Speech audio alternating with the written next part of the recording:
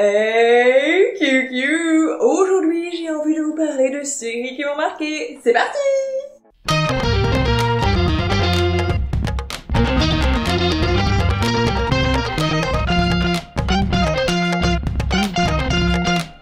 On se retrouve pile le moment où les jardins sont actifs juste à côté de moi, donc j'espère que ça s'entendra pas trop. Mais j'ai beau essayer de négocier avec elles, non, ils ont décidé que c'était l'heure de faire du chantier, donc ils vont faire du chantier. Et j'ai mis mes petites lunettes aujourd'hui parce que mes yeux n'acceptaient pas les lentilles, tout simplement. Donc oui, il y aura un petit peu de reflet dans mes lunettes, je suis désolée par avance, mais c'est ça, où je ne vois rien et c'est quand même sacrément embêtant. Bref, on va commencer sans plus tarder par la première série dont j'ai envie de vous parler.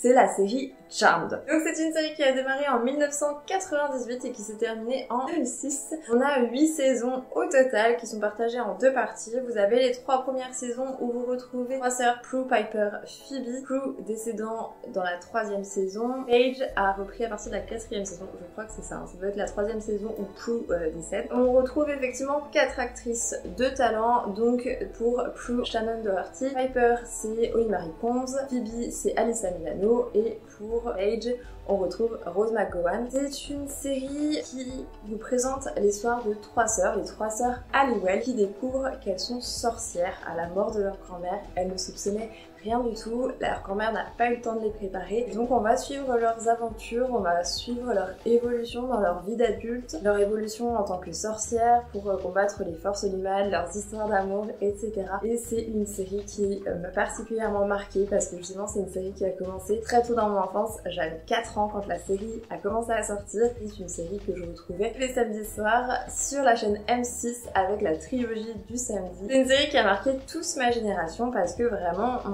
dès qu'on était à l'école primaire, on jouait littéralement à Charmed, on jouait aux sorcières, on jouait aux apprentis sorcières, on faisait comme si on avait créé notre propre livre des ombres, notre propre chaudron, on faisait des potions, on lançait des sorts, etc.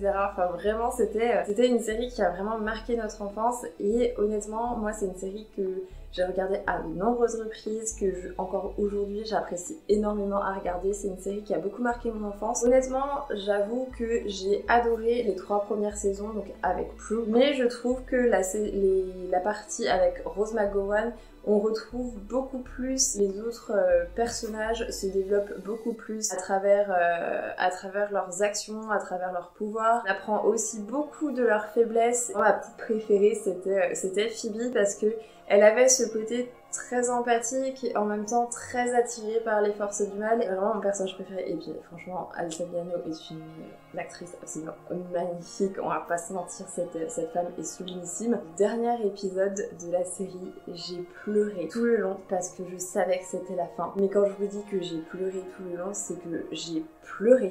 Vraiment, j'ai beaucoup pleuré. Et encore aujourd'hui, quand je termine la série, j'ai tendance à pleurer au dernier épisode. Je sais qu'ils ont fait un reboot de Charmed, mais honnêtement, je l'ai pas regardé et je ne pense pas que je vais le regarder non plus. Parce que pour être honnête, je suis trop attachée à la série originale pour essayer de m'attacher à d'autres personnages, à d'autres choses. Donc voilà, ma première série qui m'a marquée, c'est Charmed.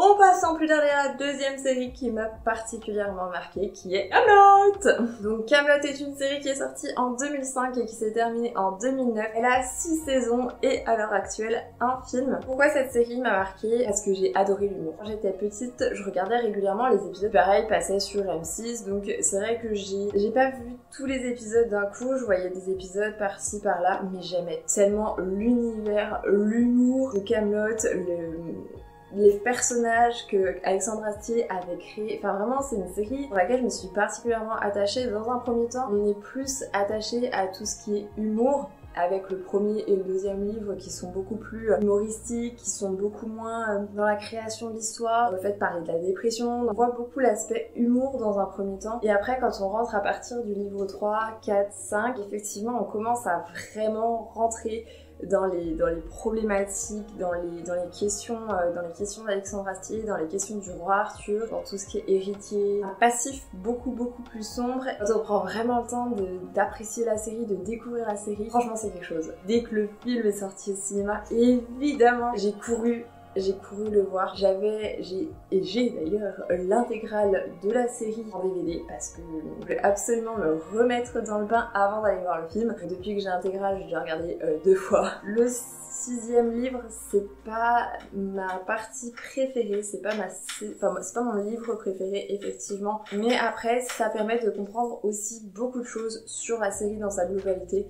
Vraiment, Alexandre Astier a poncer le personnage du roi Arthur mais à 100% et c'est ça qui est très très beau. Le film, évidemment, j'ai le DVD, je l'ai déjà revu également. C'est un film qu'on a attendu très très longtemps parce que le film doit être sorti en 2021 et il était annoncé depuis 2009. Du coup c'est vrai que nous les fans de Kaamelott, on a attendu très très longtemps ce film et je pense qu'on en attendait beaucoup. Franchement j'ai pas été déçue parce qu'on a vraiment retrouvé la lignée d'Alexandre Astier, enfin tout son imaginaire, tout son univers et c'est un réel plaisir de redécouvrir ces personnages, d'assumer qu'ils ont vieilli, d'assumer que bah voilà 10 ans se sont passés depuis la fin de Kaamelott. Vraiment c'est une série que j'ai surkiffé et que je surkiffe toujours, que j'aime toujours autant regarder.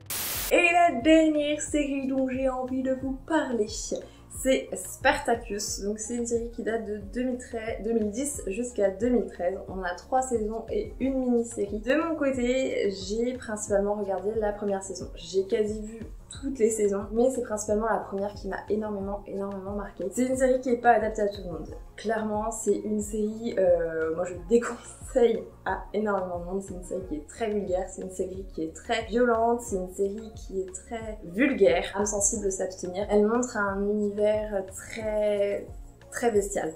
Vraiment, ça montre la bestialité de l'homme et en fait, c'est ça que j'ai apprécié dans cette série, c'est que bah, ils y vont à fond quoi. Il y a un moment donné, ils y vont à fond, ils abordent le viol, ils abordent l'esclavage, ils abordent les violences physiques, ils abordent énormément de sujets et en fait, ils vont au bout des choses. Ils survolent pas. Il y a énormément de nudité effectivement dans cette série. On voit beaucoup d'hommes nus, on voit beaucoup de femmes nues, on a beaucoup de termes très très vulgaires, on a beaucoup de scènes de sexe. Mais là ça, c'est une série qui a une vraie histoire, c'est une série qui est très très belle. Malheureusement, l'acteur de Spartacus s'est décédé après la première saison. C'est quelque chose qui m'avait beaucoup touchée. Au-delà de l'aspect effectivement vulgaire, au-delà de l'aspect nudité, au-delà de l'aspect de la série, il y a un vrai fond, il y a une vraie histoire et il y a une vraie réalité des choses. Malgré tout, il y a des choses qui sont faites pour le cinéma, on est d'accord. Mais il y a des choses qui sont abordées et qui correspondent malgré tout à une réalité historique de l'époque par rapport à l'esclavagisme. Et franchement, c'est une série que j'ai surkiffée. C'est toujours un plaisir de redécouvrir la saison 1, je la connais quasiment par cœur. Il y a une très belle histoire d'amour aussi dedans, qui est une très belle série en tout cas que j'ai beaucoup aimée. Et voilà, j'en ai terminé pour ces 3 séries qui m'ont marqué. J'espère que la vidéo vous aura plu. En tout cas, n'hésitez pas à me dire, vous, en commentaire, vos séries qui vous ont marqué. N'hésitez pas également à lâcher un petit like si la vidéo vous a plu. N'hésitez pas également à vous abonner si vous voulez revoir ma tête dans une future vidéo. Et en attendant, je vous fais des énormes bisous. Bisous!